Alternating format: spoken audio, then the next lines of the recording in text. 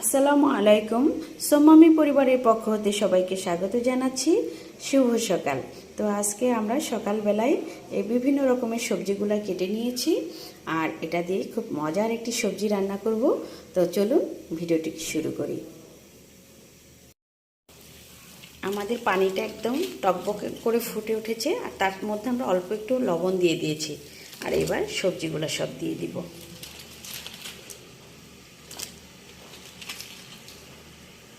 আর একটু সাবধানে করতে হবে, যেহেতু একদম টকবগা ফুটন্ত পানি,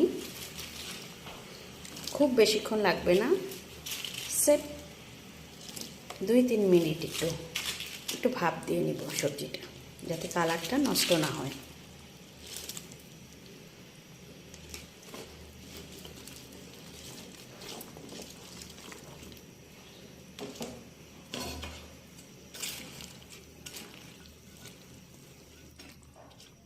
একটু বলক ওঠা পর্যন্ত আমরা অপেক্ষা করব, তারপরে আমরা নামিয়ে নিব।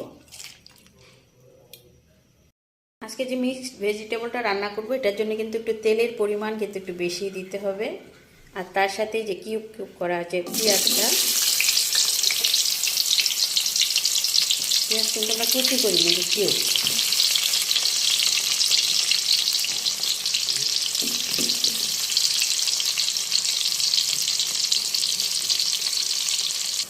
পেঁয়াজটা বেশি ভাজা যাবে না, বাদামি বাদামি কালার হয়ে এসেছে। এখন আমি মশলার মধ্যে দিব শুধু এই যে একটু তেজপাতা আর হচ্ছে দারচিনি।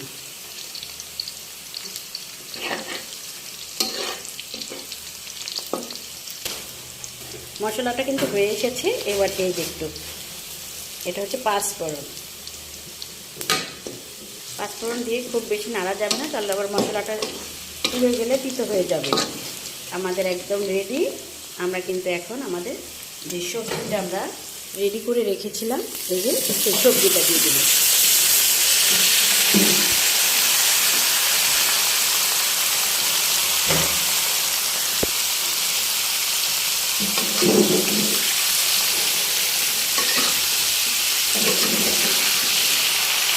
খুবই মজাদার একটি সবজি, এটি পরোটা, পোলাও, সাদা ভাত সব কিছুর সাথে কিন্তু খাওয়া যায়। একদম সহজে রান্নাও করা যায়।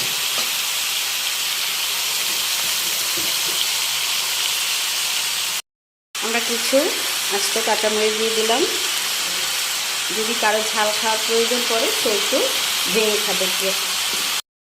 আমরা 1 চামচ মতো কর্নফ্লাওয়ার এখানে গুলিয়ে নিয়েছি ঠান্ডা পানি দিয়ে,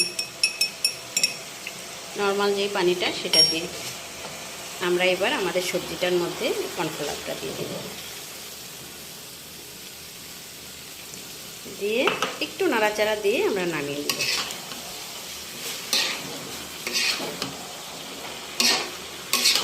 মাশাআল্লাহ, দেখতেও যেমন সুন্দর হয়েছে, খেতেও অনেক মজাদার হবে।